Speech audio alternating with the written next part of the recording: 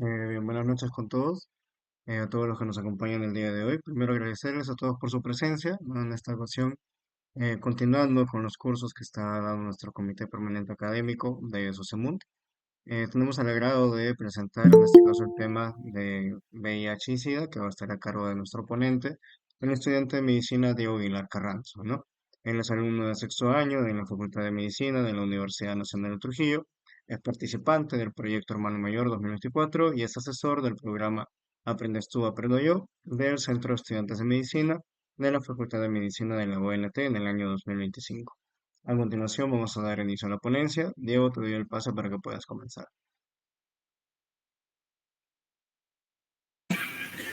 Muchas gracias, José Andrés. Buenas noches con todos, chicos. Ahora paso a presentar.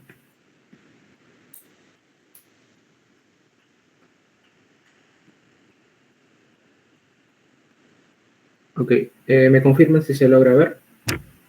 Sí, todo bien. Ya. Buenas noches con todos, chicos. Agradeciendo una vez más a Sosemun por brindarme la oportunidad de estar una vez más aquí apoyando en estos cursos. Como ya mencionó José Andrés, el día de hoy vamos a estar hablando de lo que es el VIH-Sida. Vamos a ver algunos conceptos básicos en cuanto a diagnóstico, tratamiento y fisiopatología, ya que, como quizás ya sepan, este es un tema bastante amplio. Hay bastantes aspectos que se tienen que tomar en consideración, pero he tratado de resumir lo más posible para que se lleven lo principal, ¿no? Con respecto al contenido y los objetivos de la presentación, vamos a hablar un poco del concepto y la epidemiología un poco más actualizada de lo que es el VIH. Vamos a hablar de lo que es la fisiopatología, asociado también a todo lo que es las manifestaciones clínicas y los estadios de enfermedad. El diagnóstico, enfocándonos principalmente en las principales pruebas diagnósticas. Y también, finalmente, algunos aspectos con respecto al tratamiento, basándonos principalmente en lo que tenemos en nuestra norma técnica nacional. ¿Ok? Entonces, primero vamos a hablar de lo que es el concepto y la epidemiología del VIH. El VIH o el virus de inmunodeficiencia adquirida también, tenemos algunos aspectos a tomar en consideración. Este es un virus ARN de la familia de los retrovirus. Dentro de la familia de los retrovirus, lo que lo va a caracterizar es principalmente que este va a poseer una transcriptasa inversa, que no es nada más que una DNA polimerasa que pues se va a estar encargando de transcribir el ARN a ADN viral, ¿no? Para que luego este se acople dentro del ADN de las células infectadas. Esto es lo que caracteriza principalmente a lo que son esto caracteriza principalmente a lo que son los virus de la familia de los retrovirus, la presencia de una transcriptasa inversa, también de lo que es su ciclo biológico normal. Es de la subfamilia de los lentivirus y tiene dos serotipos actualmente conocidos, el VIH1 y el VIH2. De estos dos serotipos, lo característico es que el serotipo número 1 es el más común, es el que tiene una mayor prevalencia a nivel mundial y es el que principalmente va a estar causando toda la parte clínica que vamos a estar observando. Mientras que el serotipo número 2 tiene una prevalencia principalmente en zonas de África y Occidente. Y este va a ser un poco menos agresivo de lo que vamos a observar dentro de la fisiopatología que va a estar principalmente siendo detallada de la del serotipo 1. Algunas características como tales del propio virus, vemos que este va a poseer sobre todo, lo importante aquí es la parte de la transcriptasa inversa, que va a formar parte importante dentro de lo que es su ciclo biológico, y además de eso también lo que son sus antígenos, las glucoproteínas 41 y las glucoproteínas 120.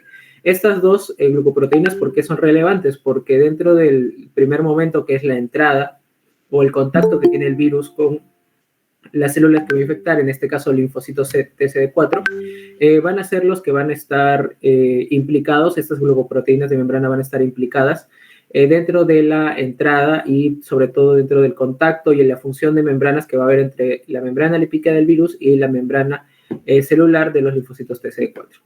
Entonces, dentro de su ciclo biológico, como van a poder observar aquí en la imagen, básicamente todo parte inicialmente de la entrada del virus hacia la célula infectada. Vamos a observar que principalmente este virus tiene una predisposición por infectar lo que son los linfocitos TCD4. A nivel de la membrana, como ya les mencioné, proteína 120, proteína 41 es encargada de de membrana para que ingrese todo lo que es el ARN o la genética viral, en este caso. Después de eso, va a generarse lo que es la decapsidación. Básicamente se van a degradar las proteínas que vienen a estar formando la cápside y finalmente pues liberando el ARN viral para que este posteriormente sea convertido en DNA viral a través de lo que es la transcriptasa inversa, característica de esta familia de virus, como les mencioné. Hasta ahí tenemos todo el proceso que pueden observar aquí en la imagen, desde la entrada hasta lo que es la retrotranscripción. La retrotranscripción, como verán, pues esta se produce principalmente fuera de lo que es el núcleo. Ahora, una vez generado el ADN viral, el ADN viral va a ser transportado hacia el interior del núcleo de la célula infectada y generándose el proceso de lo que es la integración. Ahora, algo bastante característico que sucede aquí es que del DNA viral que se produce mediante retrotranscripción, solo el 10% va a pasar a ser integrado hacia lo que es el ADN de la célula infectada. El 90% va a quedar como DNA que no se está integrando y por lo tanto queda libre. Y algunas bibliografías mencionan que este DNA puede ser un marcador de replicación en pacientes que ya estén teniendo una infección crónica. Sin embargo, no se utiliza de manera rutinaria. ¿Por qué? Porque ese DNA libre, ese 90% de DNA viral libre que queda, no es detectable a nivel sérico. Por lo tanto, más se va a utilizar otro tipo de pruebas como puede ser la carga viral o también el recuento de linfocitos TCD4. Pero es un dato que tienen que tomar a consideración. Ahora, dentro de las células infectadas, que bien pueden ser linfocitos TCD4, ya sea en reposo o ya sea activados, independientemente de esto, lo que va a suceder es que las secuencias de DNA viral que se van a estar integrando hacia lo que es el DNA de la célula infectada van a ser de 3 a 4 secuencias, no va a ser solamente una. Por lo tanto, de esta manera el DNA integrado pues va a estar transcribiéndose, elongándose y procesándose de manera ya crónica, generándose ya el proceso, como podemos ver acá en la imagen, de ya la formación y ensamblaje de proteínas para generar los viriones y finalmente lo que es el virus como tal. Este vendría a ser básicamente el ciclo biológico y cómo el virus se viene a estar replicando dentro de las células infectadas. Ahora, lo que puede suceder dentro de la replicación es que el virus ya tome otros caminos. Puede que infecte una célula, un linfocito TCD4 en reposo o un linfocito TCD4 activo. En los CD4 activos va a haber un proceso de replicación mucho más rápido y mucho más amplio que en aquellos que son linfocitos TCD4 en reposo, ¿no? O a veces puede generarse una infección latente que va a estar viéndose dentro de la fisiopatología que más adelante vamos a describir. Bueno, ahora, con respecto a la probabilidad de contagio, que es un aspecto que tienen que tomar en consideración también, nosotros ya conocemos de manera normal, o siempre lo menciona, que el contagio del virus de inmunodeficiencia humana, adquirida, va a transmitirse mediante diferentes vías. La más conocida viene a ser siempre el contacto sexual. Y el principal factor de riesgo que se menciona es las relaciones homosexuales, es decir, de hombres que tienen sexo con hombres. Pero aparte de eso tenemos otras vías de transmisión, como pueden ser a través de sangre o hemoderivados, y pueden ser también por transmisión vertical, es decir, de la madre al hijo durante el parto, ¿ok? O también durante el periodo perinatal o a través de la leche materna. Entonces, sin embargo, en este cuadro que les traigo aquí, que está en el Harrison, este cuadro muestra cuál es la probabilidad estimada de contraer el VIH dependiendo del acto de exposición. Como pueden ver aquí, por ejemplo, vemos que el mayor riesgo en base al tipo de exposición que tengamos al virus se da mediante las transfusiones sanguíneas, es decir, mediante vías parenterales. Como podemos observar en el cuadro, o como pueden observarlo, las vías por medio de la vía parenteral, la transfusión sanguínea hay un riesgo de 9.250 casos por cada 10.000 exposiciones, o sea, prácticamente un 92% de riesgo mediante transfusión sanguínea. En cambio, si vemos ahí la parte de exposición sexual, ya sea coito anal receptivo, anal insertivo, etcétera, etcétera, vemos que el riesgo por exposición es mucho menor por medio de transfusión sanguínea. Y esto tiene que ver mucho con la parte fisiopatológica que describiremos, ya que dentro de la parte fisiopatológica o dentro de la parte o la exposición sexual, va a haber un contacto, si bien mediante mucosas. Entonces, el virus va a tener que atravesar muchas más barreras para poder generar una replicación y, por lo tanto, una infección crónica, que si este es transfundido directamente a la sangre para que se disemine a muchos más órganos y de manera mucho más rápida. Esto sería, en palabras sencillas, el fundamento por el cual el riesgo o la probabilidad de contraer la infección es mucho mayor mediante vías parenterales que mediante vías sexuales, que es la más conocida y la que más se reporta, ¿no? Ahora, con respecto a la parte estadística, estas son estadísticas del año 2024, según el UNAIDS. Son estadísticas mundiales que mencionan que aproximadamente 40.8 millones de personas hasta el 2024 viven con VIH, de las cuales el mayor porcentaje está dado en adultos de 15 años a más. Tienen de 39.4 millones de adultos y el otro parte es hacia niños de 0 a 14 años. Y de igual manera, de esta proporción, el 53% es VIH, son mujeres y niñas. Ahora, otras estadísticas importantes es el acceso a la terapia antirretroviral. De los 40.8 millones de personas reportadas en 2024, solo 31.6 millones tenían acceso a un tratamiento o terapia antirretroviral. Y de este número también de personas, 630.000 murieron por enfermedades relacionadas con el SIDA, que ya viene a ser la fase avanzada de la enfermedad causada por el VIH. Ahora, obviamente se reporta mundialmente que la prevalencia más alta está entre ciertos grupos de personas que tienen, justamente forman parte de los grupos de riesgo. Los principales son los hombres homosexuales o aquellos hombres que tienen sexo con hombres. Trabajadoras sexuales, puede ser, etcétera, etcétera. Ahora, con respecto a las estadísticas nacionales, estas son estadísticas hasta el año 2024, hasta reportadas hasta el 28 de febrero. Básicamente inicios del año 2024. No pude encontrar estadísticas un poco más actualizadas hasta finales de ese año, pero esto es lo que se nos reporta nacionalmente hasta la fecha, ¿no? Como podemos ver, en los últimos años se ha mantenido un reporte del VIH aproximadamente rondando casi las 10.000 personas. Podemos observar aquí que hubo un descenso en el año 2020, pero eso se puede asociar un poco más al tema de que estábamos en pandemia y que pues no se podía tener acceso normal como normalmente lo podemos tener a lo que son los hospitales, ¿no?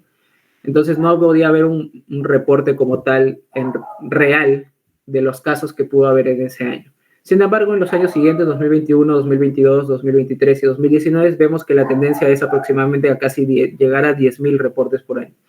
Y siempre también importante destacar lo que son los estadios, o aquellos pacientes que llegaron a un estadio de SIDA, ¿no? Que eso sí se mantiene de manera estacional y proporcional a la cantidad de casos que hubo cada año. Ahora, otro aspecto son las vías de transmisión. Las vías de transmisión, como también se reportan a nivel nacional, podemos observar ahí que la principal vía de transmisión es a través de la vía sexual, como se reporta también a nivel mundial. Es decir, aquellos hombres que tienen sexo con hombres, principalmente, o parejas homosexuales o trabajadoras sexuales, ¿no? Entonces, si bien, como lo describí anteriormente, el mayor riesgo se puede generar mediante lo que es la vía parenteral, es decir, hay mayor riesgo mediante ese tipo de exposición, pero lo que más se reporta y el mayor tipo de exposición o el tipo de acto por el cual las personas se infectan de VIH es mediante la vía sexual. Como pueden ver acá, la vía parenteral es muy poco común, hasta un 0.13%. Entonces es muy poco común, y la vía vertical, es decir, la transmisión de una madre a un feto, también es de 0.41%, o sea, menos del 1%. Entonces, si bien son vías muy poco comunes, pero son las en el caso de la parenteral, es la de mayor riesgo de transmisión. Y por último, tengo estos datos con respecto a las notificaciones según departamentos de los estadios de SIDA y de los casos de VIH como tal. Estas estadísticas sí son hasta finales del año 2023. Como podemos ver, los casos notificados se concentran principalmente en la región de Loreto, Ucayali. Tenemos también en Piura, acá mismo también en La Libertad y en Lima. También se han reportado un número de casos, según lo que menciona ahí, entre 1.580 hasta casi 19.000 casos, ¿no?, en estas regiones, notificados hasta el año 2023. Mientras que dentro de lo que es el estadio SIDA, de igual manera, Dentro de La Libertad y Lima también se han notificado la mayor cantidad de casos de SIDA, y también dentro de lo que es la parte de Loreto y entre otros como Junín y Lambayeque, ¿no? Esto para que puedan hacer una comparación estadística. Ahora, con respecto a la fisiopatología, ya vimos cómo es el ciclo biológico de cómo se replica principalmente el virus del VIH una vez que infecta las células TCD4. Ahora, dentro de la fisiopatología, como les venía mencionando, el principal ejemplo que se tiene siempre es la transmisión del virus a través de la mucosa. Entonces, la mucosa, ya saben que básicamente las mucosas vienen a formar parte del tejido epitelial como tal, principalmente. Entonces, dentro de la fisiopatología que se describe siempre se hace tomando en consideración ese aspecto de la transmisión a través de mucosas. Entonces, se describen también dentro de la fisiopatología lo que son eventos tempranos, que pueden suceder a nivel de horas, días y hasta semanas, y eventos tardíos o crónicos, que ya estamos hablando de una infección latente a través de los años. ¿Ok? Entonces, dentro del proceso que son las horas, días y semanas, como podemos observar en la imagen, lo primero que va a suceder una vez que hay el contacto de la mucosa, de las mucosas como tal, la transmisión a través del contacto de mucosas del virus, es que el virus va primero a atravesar la barrera como tal del epitelio, ¿no? Como podemos observar en la imagen. Eso sucede mediante horas, en un lapso de tiempo de horas. Ahora, una vez cruce esta barrera, lo que se va a encontrar, si es en el caso de un tejido epitelial, puede ser a través de células dendríticas, las llamadas en algunos casos células de Langerhans. Estas células van a detectar el virus y lo van a presentar ¿a quiénes? A los linfocitos TCD4 activos y a los linfocitos TCD4 en reposo. Obviamente que estos se pueden encontrar dentro de lo que es la lámina propia del tejido que esté conformando esta mucosa. Entonces, en su mayor cantidad, como es una zona, no es una zona como tal inmunológica, sino digamos que estos linfocitos están ahí como parte de la vigilancia inmunológica normal, sin embargo, no están en una concentración muy alta. Entonces, y sumándole a eso que de esta poca concentración de linfocitos que se puede encontrar en la mucosa, pues vamos a encontrar que también la mayoría va a estar en un estado de reposo. Entonces, van a infectar tanto linfocitos en reposo como linfocitos activados. Los TCD4 activados obviamente van a tener una mayor proporción de replicación una vez infectados, más que los linfocitos en reposo. Y esto se va a dar dentro de un lapso de días.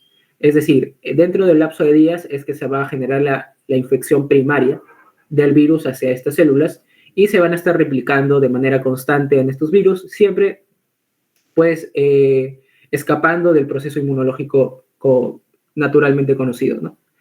Ahora, una vez hayan alcanzado un cierto nivel de replicación y hayan infectado una suficiente cantidad de linfocitos TC4, ahora el virus va a pasar a diseminarse a través del plasma. Entonces, como el linfocito TC4 es la célula que atrae al virus, al VIH, entonces, obviamente, una vez que el virus se disemine a través del plasma, lo que va a buscar es aquellos tejidos en los cuales los linfocitos TCD4 se encuentren en una alta proporción. Entonces, ¿a dónde vamos a poder encontrar esa alta proporción de tejido linfoide? Justamente en los nódulos linfáticos.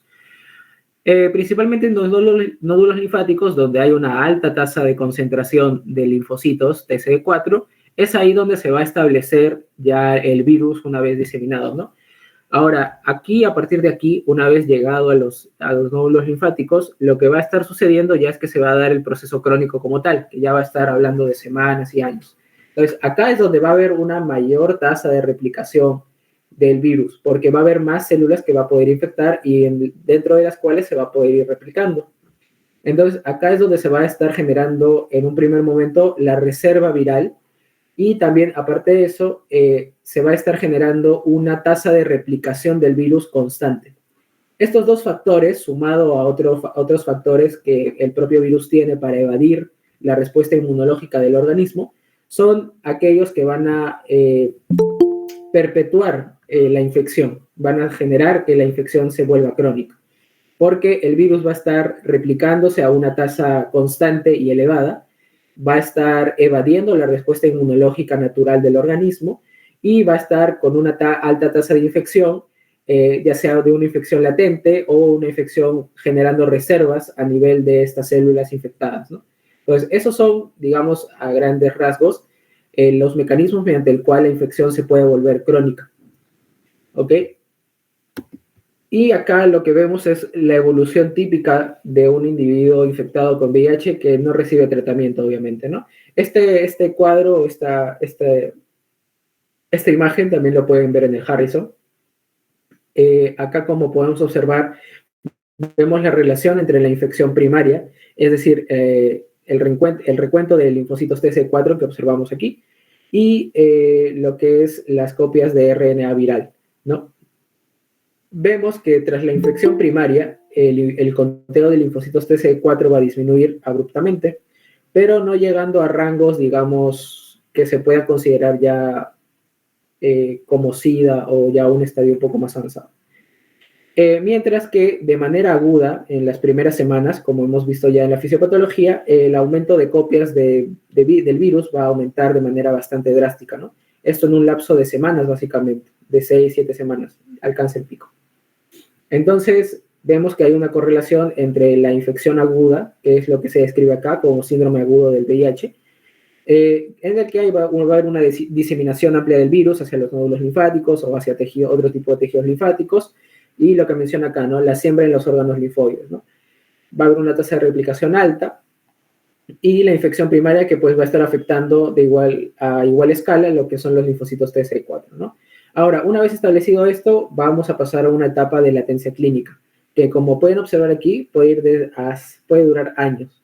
Entonces, en esta etapa de latencia clínica, básicamente el virus va a seguir replicándose, o sea, va a haber un descenso propio de las copias de RNA viral porque va a haber una respuesta inmunológica como tal, va a haber un ligero aumento de las copias de linfocitos TCE4, asociado también a la disminución o a la respuesta inmunitaria del organismo frente a las altas copias de virus, pero después de esto, dentro de la fase de latencia, es cuando el virus va a empezar a mutar, va a empezar a replicarse, a obtener todos esos mecanismos que les mencioné para poder cronificar la infección.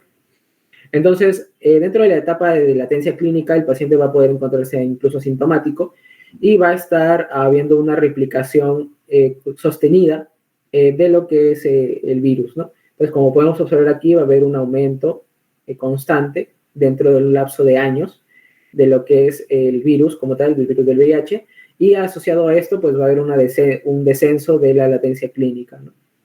Un descenso de las copias de linfocitos TCE4, ¿no? Asociado.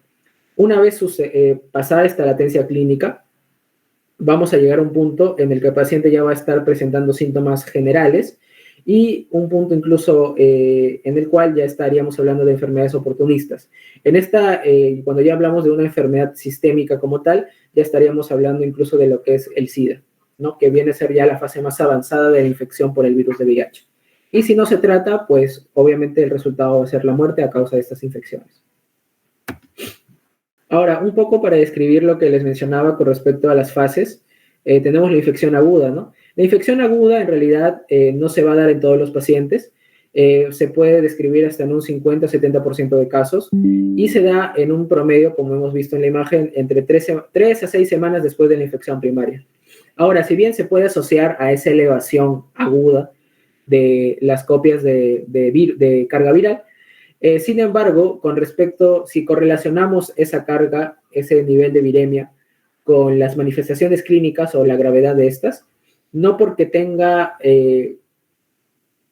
no porque un paciente tenga más carga viral que otro en su fase aguda, significa que obligatoriamente el paciente que tiene más carga viral va a tener mayor gravedad de manifestaciones. No se ha encontrado correlación entre ese nivel de viremia inicial, que si bien va a ser alto en todos los pacientes, pero no se ha encontrado la correlación entre ese nivel de viremia y la gravedad de los síntomas que puede estar generándose. ¿Okay? Y aquí las manifestaciones clínicas dentro de esta infección aguda van a ser principalmente manifestaciones generales, ¿no? Tenemos fiebre, faringitis, puede haber linfadenopatías asociadas, ¿no? Justamente por la infección de los nódulos. Puede haber dolor, cefalea, anorexia, pérdida de peso, que son a veces los pacientes llegan a consulta justamente porque están presentando estos síntomas, pero son aquellos que saben o que han tenido una conducta de riesgo para poder sospechar de que tienen infección por VIH, ¿no? Y tenemos además de eso infecciones, puede haber manifestaciones neurológicas, encefalitis, meningitis o dermatológicas, ¿no? Eso se describe dentro de las manifestaciones clínicas del síndrome agudo. Y por último, bueno, la fase de latencia, como les dije, es una fase más que todo asintomática, es una fase en la cual la principal característica es que el paciente se va a encontrar asintomático y internamente, digamos, la carga viral va a ir aumentando progresivamente en el lapso de años, ¿no? Entonces, eso es la parte de latencia clínica. Y por último, la parte de enfermedad sistémica y el estadio SIDA. Ahora, ¿cómo definen en estos casos a qué pacientes en esta etapa avanzada tiene SIDA? Lo describen o lo definen como pacientes con 6 años o más que presenten infección por VIH, o sea, que tengan la infección por el virus, y que su recuento de linfocitos TS4 sea menor a 200 células por microlitro, o que también esté presentando, o que el paciente tenga la infección por VIH y aparte de eso tenga enfermedades asociadas a esta infección. Enfermedades, me refiero a todas aquellas que se describen como infecciones oportunistas. Infecciones oportunistas que van a estar asociadas justamente a una gravedad, un grave déficit inmunitario, ¿no? Entonces, justamente acá tenemos un sistema de clasificación que nos brinda la CDC y también la OMS con respecto a las categorías clínicas asociadas a las categorías de linfocitos TCD4. Ahora vemos que dentro de los linfocitos TCD4 tenemos 3 rangos, el mayor a 500 células por microlitro, tenemos otro rango que es de 200 a 499 y por debajo de 200. ¿Ok? Por debajo de 200, independientemente de la categoría clínica, ya se estaría considerando como una infección, un diagnóstico de SIDA. Pero por otro lado, si tiene más de 200, pero tiene cuadros definidores de SIDA, que son las infecciones justamente acá mencionadas, ya también estaríamos hablando de un estadio SIDA. ¿Ok? Independientemente del número o el conteo de linfocitos. ¿Ok? Entonces, aquí podemos observar que se toma en consideración tanto la categoría clínica, que, por ejemplo, en el caso de una categoría clínica A, estaríamos mencionando que el paciente es asintomático, que el paciente quizás pueda tener una linfadenopatía generalizada persistente justamente por el proceso replicativo a nivel de los nódulos linfáticos, o puede ser una enfermedad aguda o primaria del VIH, no puede estar en un estadio agudo. Ahora, dentro del B puede ser sintomático, pero para facilidad se describe que los cuadros clínicos acá no son ni los que se describen en A ni los que se describen en C. Así que más que todo ese cuadro o esa categoría es por descarte. Y en la categoría C es las infecciones, ¿no? Las infecciones oportunistas, ya sean bacterianas, ya sean virales, ya sean micóticas, pueden ser procesos también crónicos o procesos asociados directamente con el virus de inmunodeficiencia humana. Y ahora, con respecto al diagnóstico, las pruebas diagnósticas van a variar según la ventana terapéutica el periodo de ventana, ¿no? Cada prueba tiene un periodo de ventana distinto. Este periodo de ventana se podría definir en sencillas palabras como el tiempo en el cual la prueba no es útil porque no puede detectar algún antígeno o algún anticuerpo que pueda estarse asociado a la infección por el virus. Y este periodo de ventana en realidad puede variar. Si bien en las diapositivas que les he mostrado y en los cuadros aquí que se representa, colocan puntos o días de referencia, sin embargo, de persona a persona ese periodo de ventana puede variar.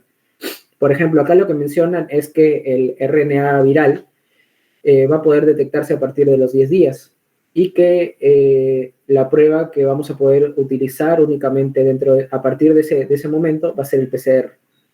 ¿Ok? Entonces, si bien acá dice 10 días, pero en realidad o sea, se podría decir en este caso que el periodo de ventana del PCR es 10 días, porque hay 10 días en los cuales el PCR no va a poder detectar, entre comillas, el ARN viral. Entonces, no es de utilidad para diagnóstico. Entonces, a eso voy con que el periodo de ventana, si bien acá en las imágenes lo pueden mencionar o pueden mostrar días o un periodo de ventana de referencia, pero en realidad puede variar de persona a persona. Tenemos en este caso el PCR con un periodo de ventana de 10 días, según lo descrito. Después tenemos a partir de las 2 semanas o de los 20 días, que ya vamos a poder estar usando lo que es la prueba ELISA, que es una prueba de tamizaje, pero el ELISA de 4ª generación, porque los ELISA hasta la 3ª generación van a detectar anticuerpos que van en contra del virus. Pero el ELISA de cuarta generación va a poder detectar anticuerpos, pero también va a poder detectar antígenos. Y el antígeno es el antígeno P24 del virus. Entonces, es por eso que el ELISA de cuarta generación es el que hasta la fecha de los ELISA tiene el menor periodo de ventana, que es aproximadamente 2 semanas. Mientras que los demás, como podemos ver aquí, el ELISA de tercera generación, de segunda generación, bueno, el ELISA de tercera generación, para no irme muy lejos, el ELISA de tercera generación ya tiene un periodo de ventana un poco más amplio, de 20 días aproximadamente, según lo que dice acá en el esquema, porque va a detectar solamente anticuerpos específicos, ¿no?, contra el virus. Y después de eso ya tenemos otras pruebas, ¿no?, como el Western Blot, que va a estar identificando anticuerpos específicos, pero el Western Blot ya estamos hablando de pruebas confirmatorias, no tanto de pruebas de tamizaje como el ELISA o las pruebas rápidas. Eso lo voy a pasar a detallar ahora. Como pueden ver, dependiendo del periodo de tiempo, va a depender la prueba que vamos a querer utilizar.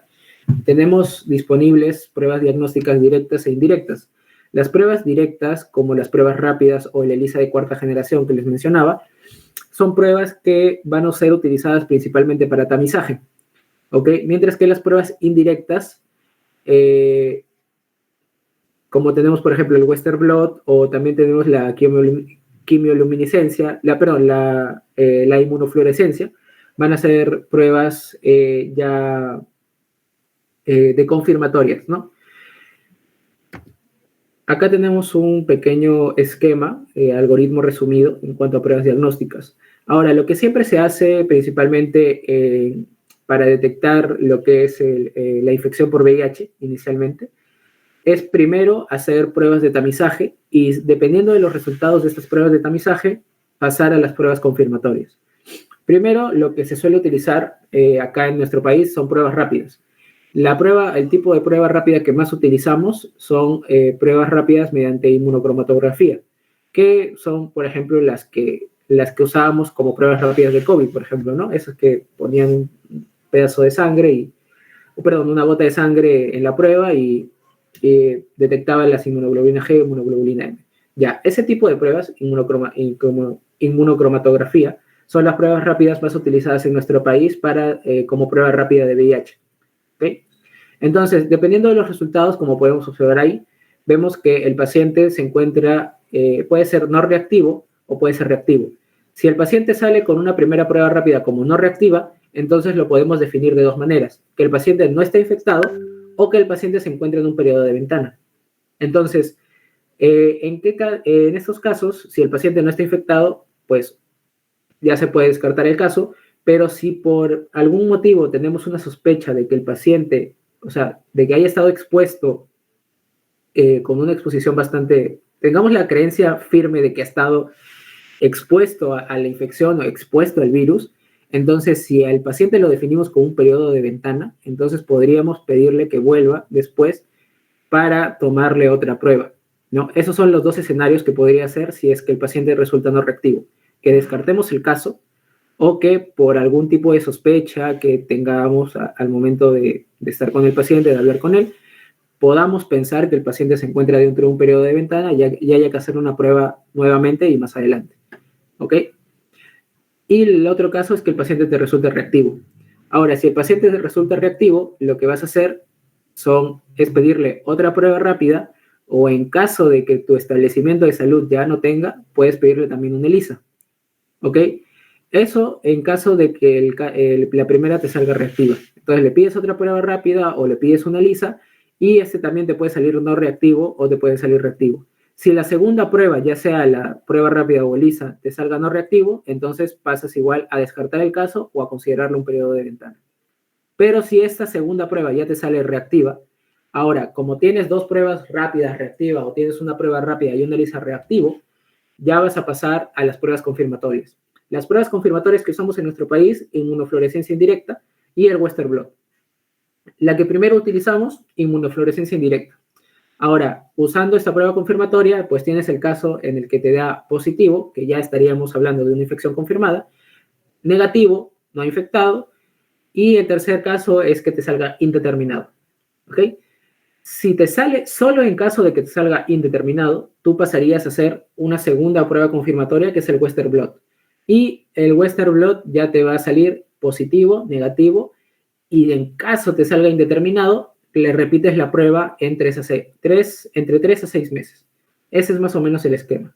Entonces, para más o menos que haya quedado claro, primero se hacen pruebas de tamizaje, se hacen hasta 2 pruebas de tamizaje para determinar si el paciente, y se basa en si el paciente sale reactivo o no reactivo a estas pruebas, y una vez, si es que sale reactivo a 2 pruebas de tamizaje, se pasa a una prueba confirmatoria. Si la prueba confirmatoria sale indeterminada, pasamos a otra prueba confirmatoria, que es el Western Blot, que sería ya la última prueba que hagamos. Y si sale indeterminado el Western Blot, repetimos en 3 a 6 meses. ¿Ok? Y acá también para que hagan un poco la comparación con respecto a sensibilidad y especificidad, acá tenemos las pruebas de uso para tamizaje y confirmatorio. Como vemos, en la confirmatoria tenemos la inmunofluorescencia indirecta y el Western Blot, y en tamizaje tenemos pues, las pruebas rápidas de anticuerpo, las pruebas rápidas de antígeno y anticuerpo, el ELISA de tercera generación y el ELISA de cuarta generación. Como pueden ver, la sensibilidad de todas estas pruebas, al menos las de tamizaje, son bastante altas, cercanas al 100%. Y la especificidad también es bastante alta.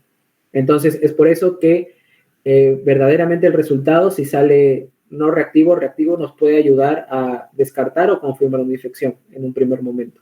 Es por eso que estas pruebas son las de mayor uso en cuanto a tamizaje. Y bueno, en el caso ya de las pruebas confirmatorias, igual, su rango de sensibilidad y especificidad son bastante elevados, como pueden ver, casi del 100% en ambos casos. Y ahora, para finalizar, el último punto, que viene a ser el tratamiento. En el tratamiento me he basado más que todo en la guía de práctica clínica, en la norma técnica que tenemos en nuestro país, porque al fin y al cabo nosotros nos vamos a basar en lo que nuestro país como tal tiene disponible siempre en el tratamiento, en todo lo que tengamos disponible en cuanto a prevención, a tratamiento como tal, a medicamentos que nos puedan dispensar. Entonces, por eso siempre en la parte de tratamiento, en la medida de lo posible, siempre traten de basarse en las normas técnicas nacionales y complementar pues con algo más, ¿no? Bueno, dentro de la parte preventiva, en la parte de la norma técnica, nos hablan bastante de lo que es la consejería y la parte del tamizaje del VIH, ¿no? Siempre estar atento a los grupos de riesgo, sobre todo para el tamizaje del VIH. El uso de preservativo, sobre todo si es que se tiene una pareja o una persona, se conoce que la persona con la que tenemos relaciones es una persona que vive con la infección por VIH. Manejo de las ITS también, que siempre se usa el esquema de las 4C, la consejería con respecto a las enfermedades de transmisión sexual, el uso de preservativos, el manejo de los contactos y también la parte del cumplimiento del tratamiento. Manejo de las ITS, no solo del VIH, sino de otras enfermedades de transmisión sexual concomitantes. En estos pacientes se usa también bastante la terapia preventiva contra la tuberculosis porque es una enfermedad bastante prevalente en nuestro país y aparte también que por ser pacientes con inmunodeficiencia tienen una mayor predisposición a tener estas infecciones. Terapia preventiva con trimetoprim sulfametoxazol, que es un antibiótico, que también es, como le dice, su terapia es más que todo profiláctica, ¿no? Para evitar infecciones bacterianas. Y por último, la vacunación para adultos con infección por VIH, ¿no? Más que todo dentro de la parte de inmunoprevenibles, ¿no?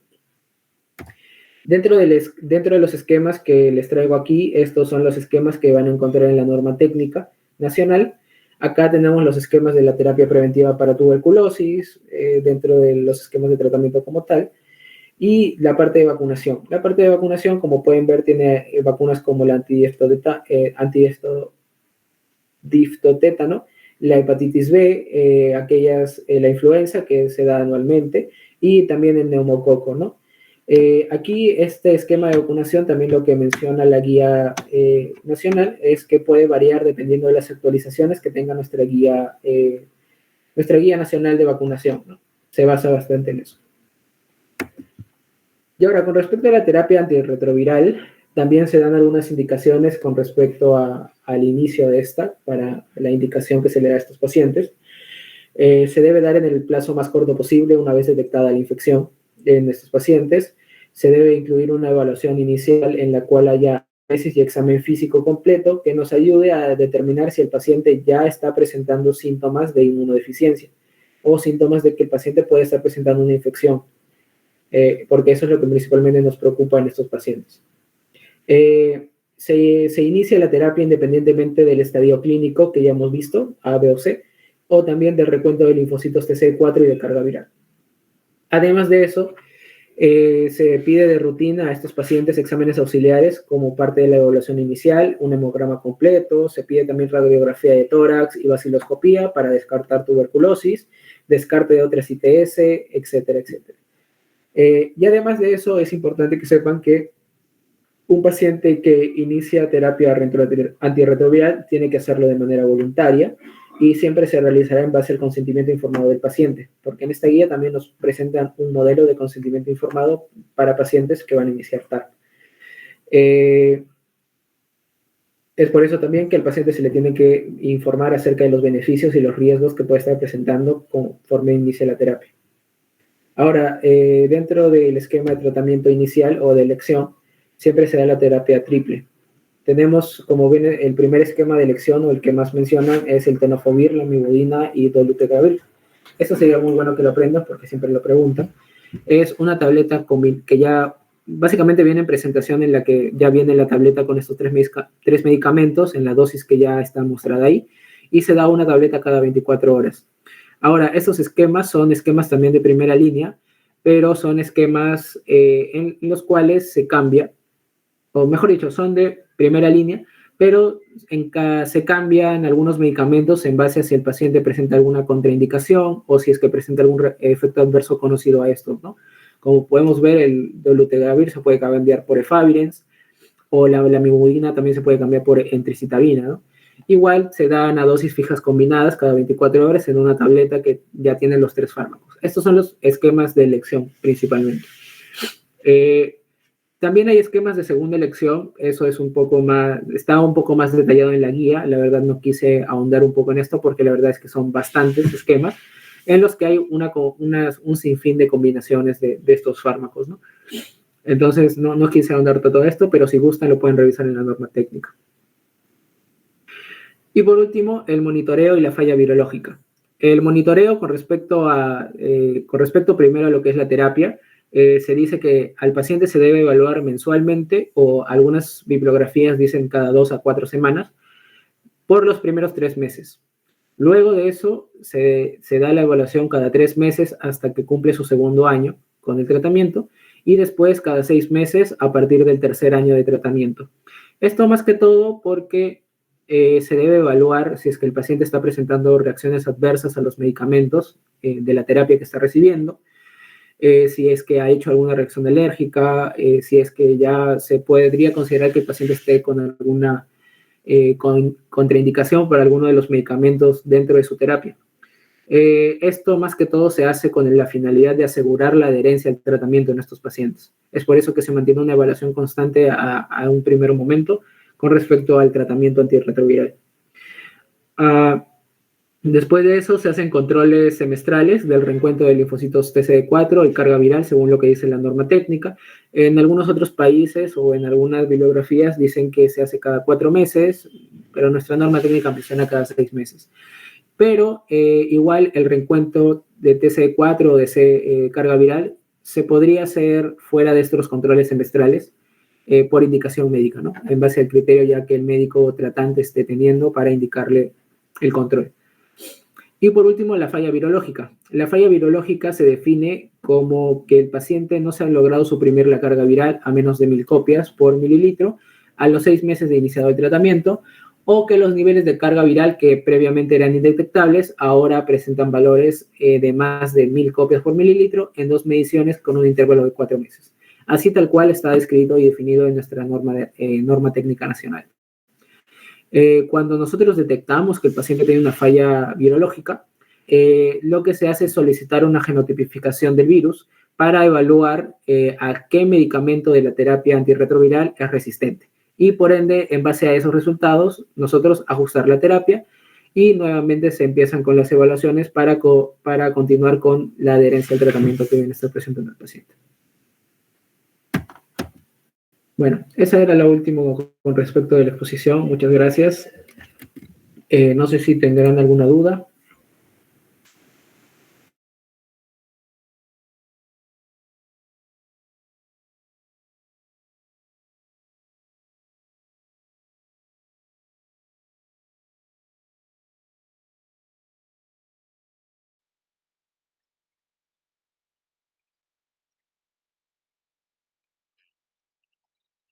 Bien, bueno, si no van a haber dudas acerca de la ponencia, pasamos a agradecerle a nuestro ponente Diego Alessandro por su excelente ponencia. Esperamos contar con él en próximas ocasiones, en próximos eventos que tengamos. A continuación voy a pasar el link de asistencia para los que se han quedado hasta el final de la reunión.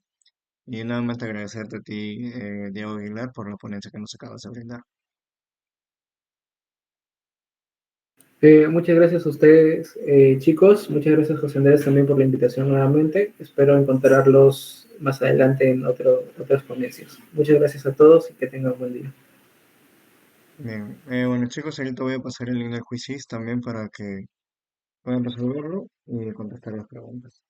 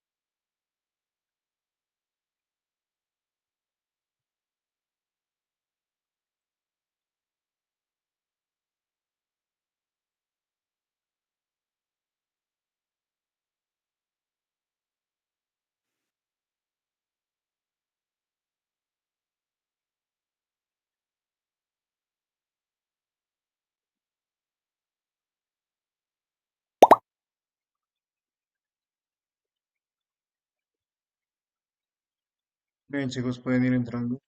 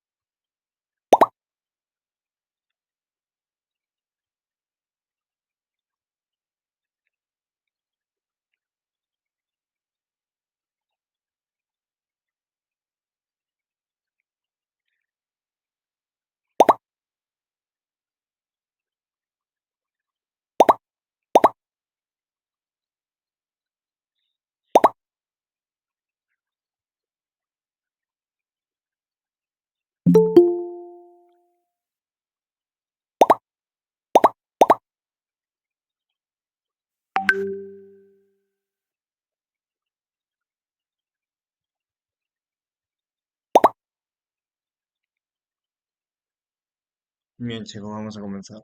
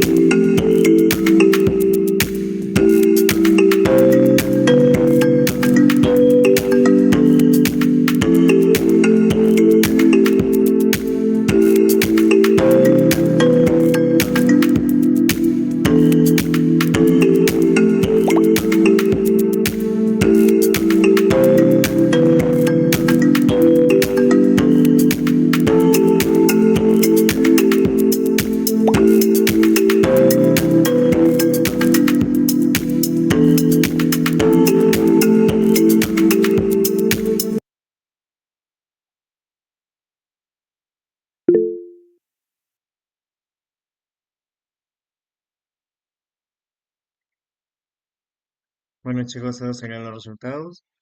Muchas gracias. No olviden seguirnos en nuestras redes, a CPA, Dr. Sosomont, para poder estar atentos a las demás ponencias. Muchas gracias, buenas noches.